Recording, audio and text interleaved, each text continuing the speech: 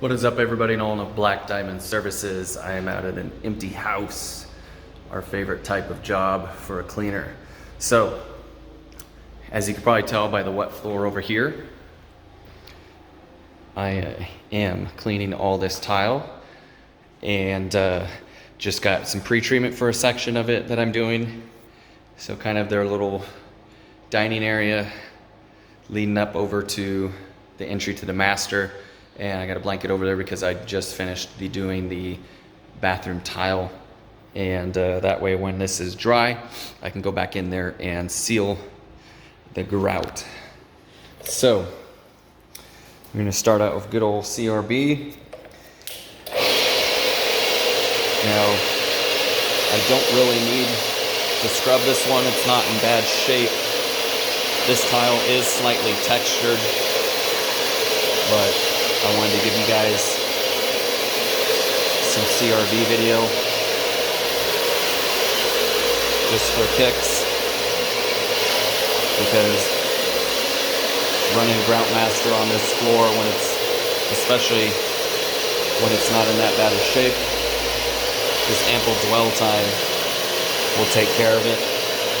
I was here on Friday and did an estimate and did a sample spot, and basically it came right off. I always use a little bit of Grout Master, let it sit for a very short period of time, use a drill and a red bristle brush to give it a little agitation, just to do a little quick demo, and then wipe everything up. And it always, unless it has to be stripped, gets some dirt transfer to my rag.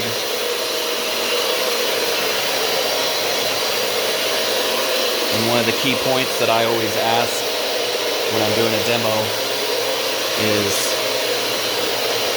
does it matter where I test clean it? And if you're wondering why, it's because, I mean, if it weren't for this being an empty house, if this was furnished and they were just having me come clean it, you know, sometimes out of respect it's good to ask, because if you do it right in an open area, you know, some people can feel like you did that on purpose to get them to clean for you. So I always ask them, you know, hey, does it matter to you where I do a sample clean so I can show you? And if they say no, then, you know, I'll pick a spot that's kind of bad, because obviously I want to show the difference. But if they say yes, please do it over in such and such area, then I will go ahead and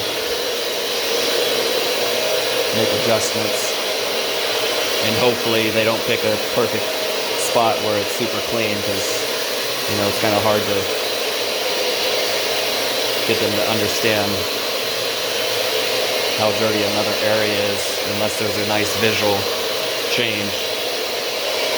But out of respect, that's the best thing to do, personally, I think.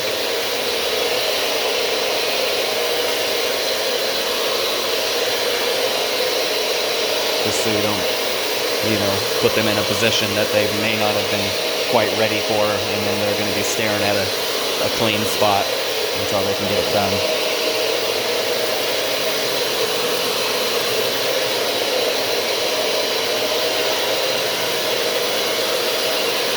So depending on how this cleans up, I always, you know, I don't show this on video, but there's a lot of times where I'm going around the edges and doing it by hand, because I don't want to get the baseboard soaked or, you know, cause the cleaning agent to get on them. I mean, Grout Master has never given me a problem, but still you want to be cautious. So I don't always scrub right next up to them with the CRB.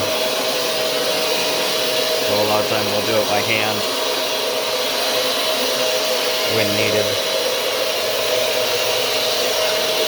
I was hoping to clean this carpet, but it's actually getting pulled out. The new carpet's being put in, and I'm actually pretty thankful in a way for this, because a local floor installer here in Oakdale, Abbey Carpets.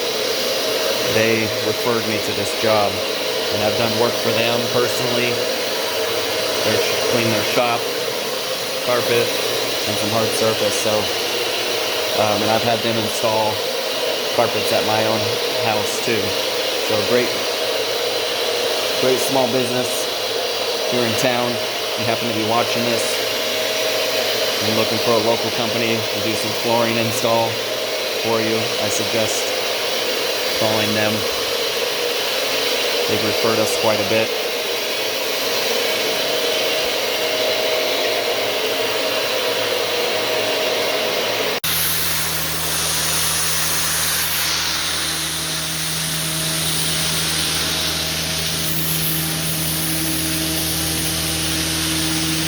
Alright guys, so I know most of you that watch the channel, definitely I can tell by the analytics of the Black Diamond page here, or channel, that you guys definitely do prefer carpet cleaning videos. So this is a big job, and as far as square footage goes. And so this is at the moment my only job of today. I did have somebody call earlier asking if we can clean for them, so I am waiting to hear back from that. That one's going to be a small carpet job, it sounds like, that I'd be doing later in the afternoon.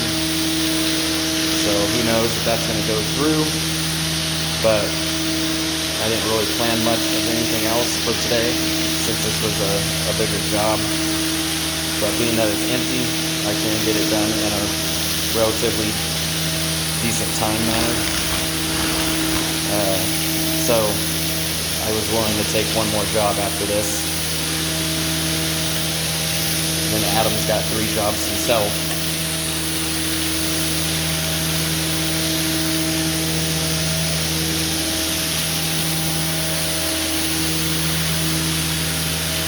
So we're a little busy, which is great news.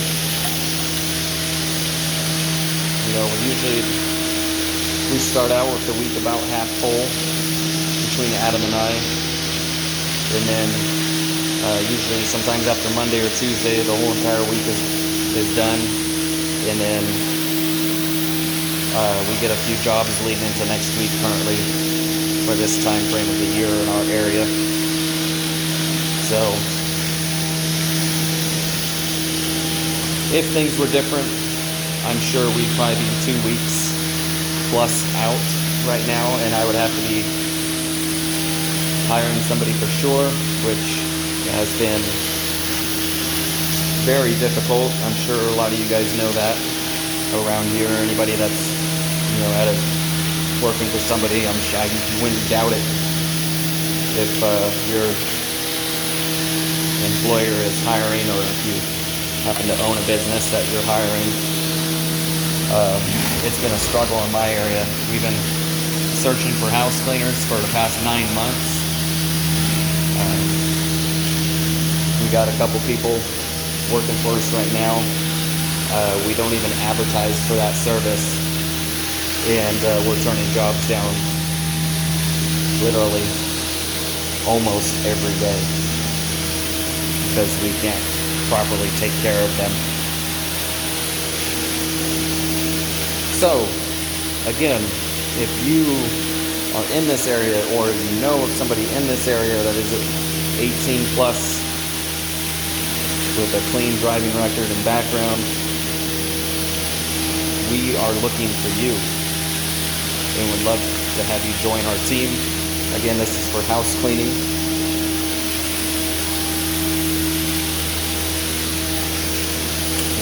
At this point, if we get a few solid people, we can pretty much guarantee almost 30 to 40 hours.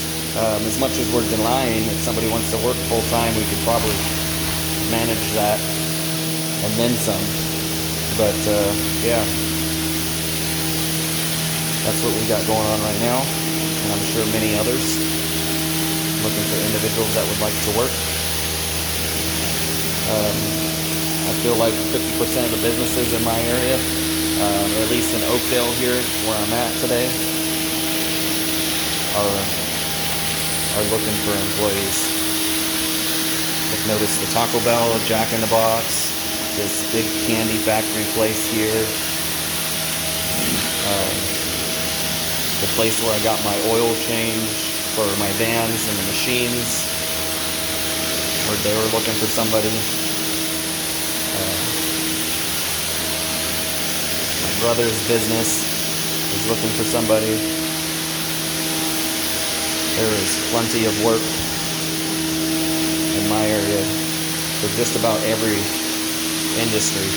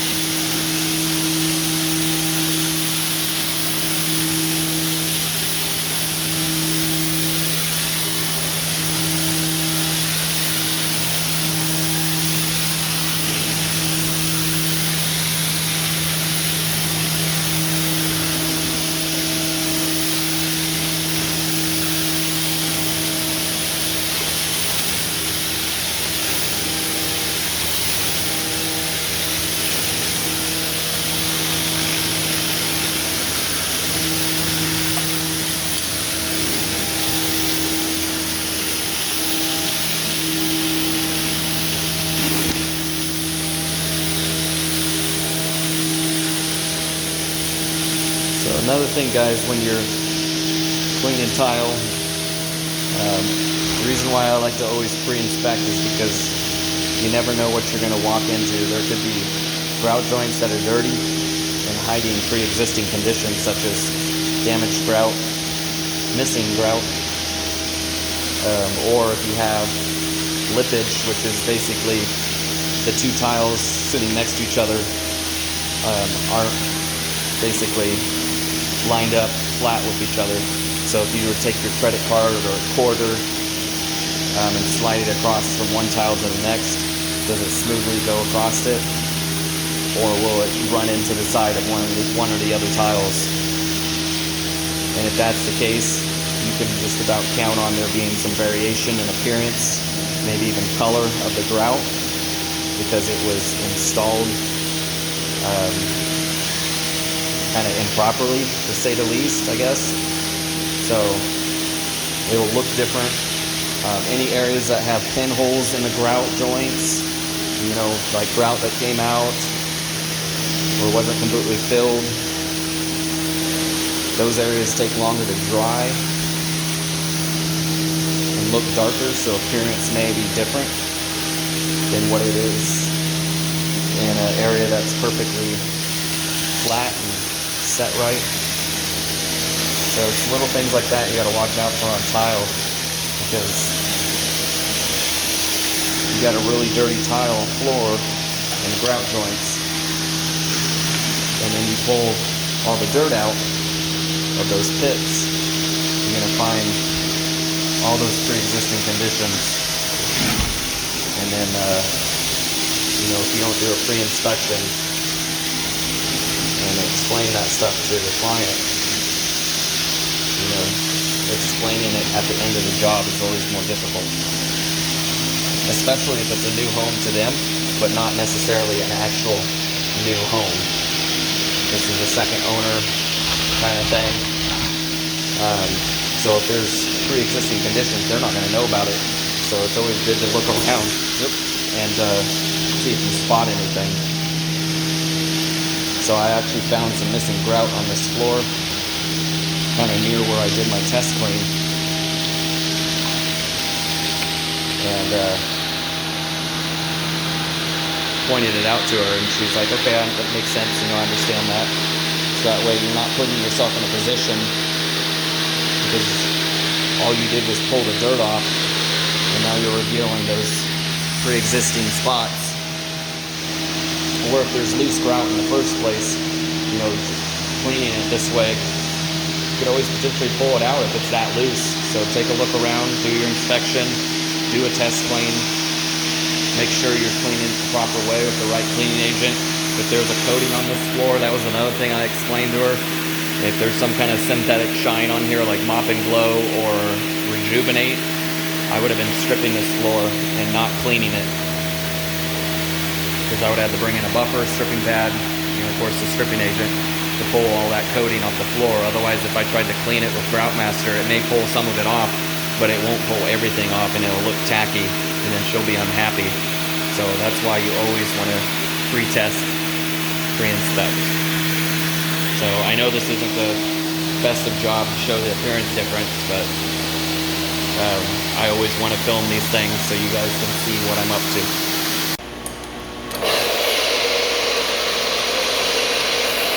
A little bit more CRB action. So I'm doing sections at a time.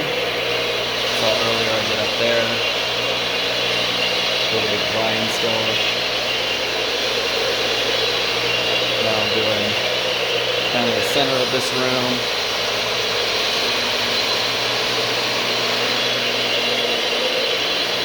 And then running into the bathroom around this little hallway.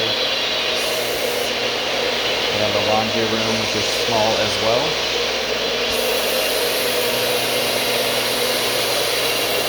Then what I'll do is the other side of the kitchen island there, out right here, into here, and then over into that section.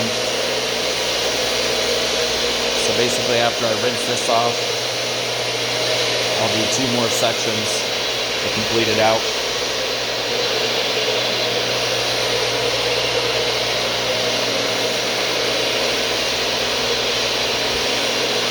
Depending on the situation, when you got an empty house like this, I could do bigger sections at a time. I don't have areas right now where the sun is beaming through, causing my freeze spray to dry out really fast. So I have that to my advantage. You don't want this to dry out. And if it does, you got to reapply a little bit to re-wet it. And then make sure you rinse really well. Because if you dilute this high, or you let it dry out and then you put more on there to re-wet it, there's a chance that you can have problems. But you have to have those issues. Except for any time that may have dried out too quick. But otherwise, it's usually with this stuff, Groutmaster, operator error if something's left behind, or you're getting a haziness to the top of the tile, it didn't get rinsed off all the way. But thankfully, I haven't had that problem in any situation yet, but you kind of got to pay attention to your environment here and what you're up against. In the summertime, is it going to dry out faster? In the wintertime, no problem.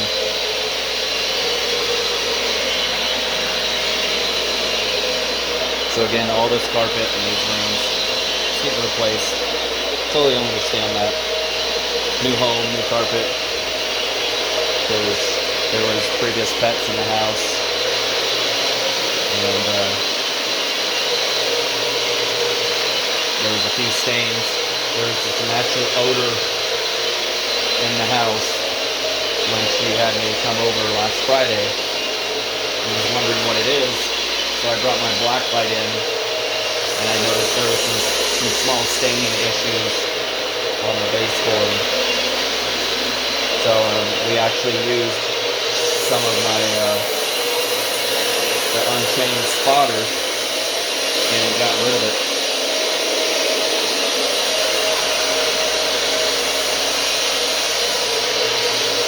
So that was pretty cool.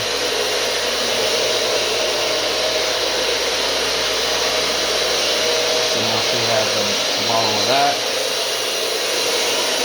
she can clean all of her baseboards with.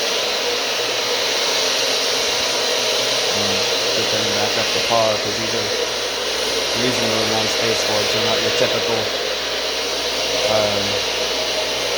particle board ones that I see in most houses these days.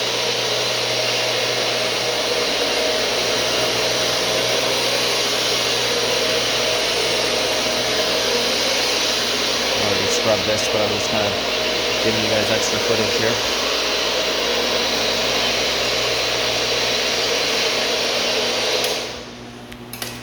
So now it's all soapy and everything ready to go, scrubbed, and now I can rinse this off.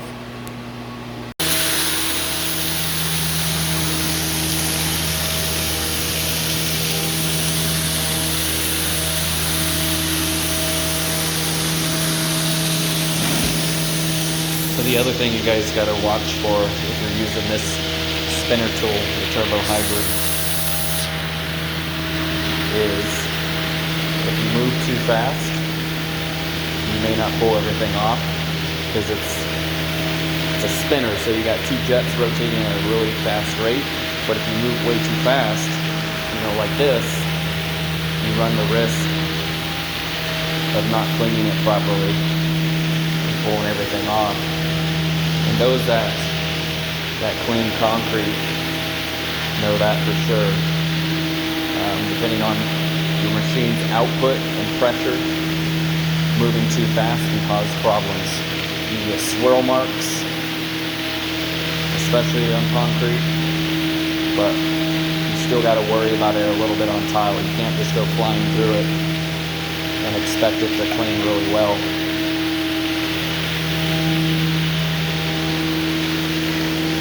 So I cannot clean this the same way as concrete, obviously, but if you move too fast, it's a problem. So you got to take that into account with what machine you have. How many gallons per minute is your pump capable of doing, and what PSI you're running at too.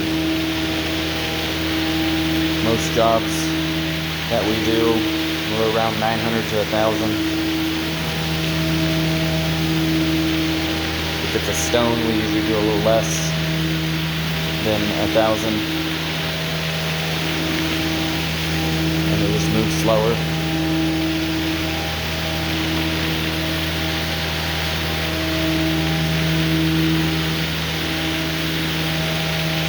And if you'll notice, I'm going past the area where I pre-sprayed up top here. I'm doing that on purpose, so I don't leave any potential grout master that might have gotten a little bit past it that you just don't notice. So this is a position where I explained to the client that there was missing grout. So this area right here, I already pointed that out to her when I came here on Friday. So that's one of the things you gotta watch for before you start cleaning. Even right in front of the nose of the spinner here, there's a little slight missing grout point area too.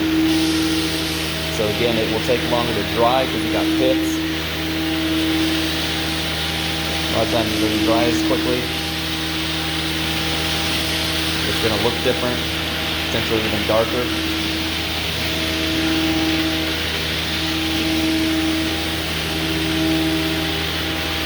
So if you don't bring that stuff to the client's attention,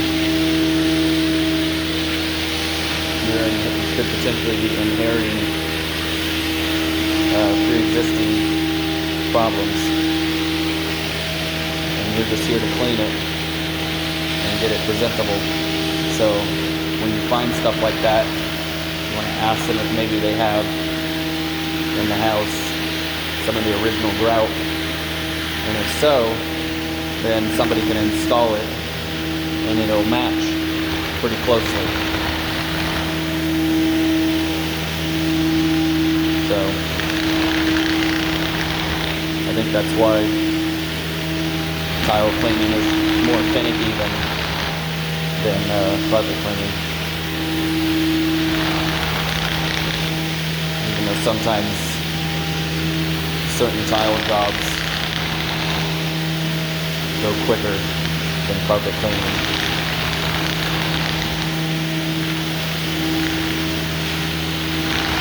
But there's just a lot of things you gotta watch for.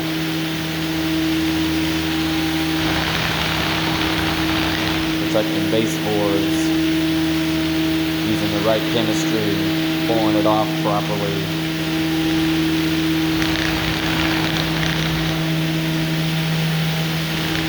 Protecting the home when needed. Appliances, taking and breaking those off, especially if they're stainless steel. Realistically, it's only stainless steel that you gotta consider doing that. If it's sitting kind of high up off the ground, then it's never been a worry. But if it's sitting pretty close to the ground, sometimes it's a good idea. Because if you have to come back in for some reason, if there's like efflorescence on the floor and you gotta use an acid cleaner to help try and get rid of that, and it happens to be right by the stainless steel, you want to make sure that's wrapped and not getting any acidic cleaner on there. And if you do, you make sure that you clean it off ASAP. Otherwise, you're going to be using something like barkeeper's friend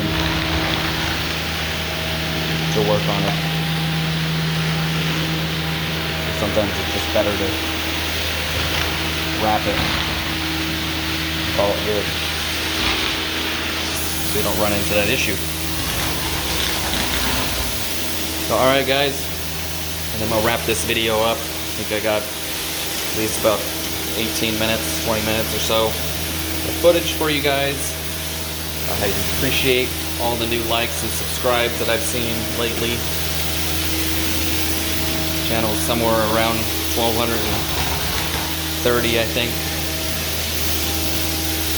So it's greatly appreciated. You guys are enjoying the content. And remember, I like to document as much as I can, kind of go over some things that I'm doing, how I'm cleaning things. Because this may help somebody in the future better understand something that they may not quite know or didn't think to look for. And then they can be better prepared.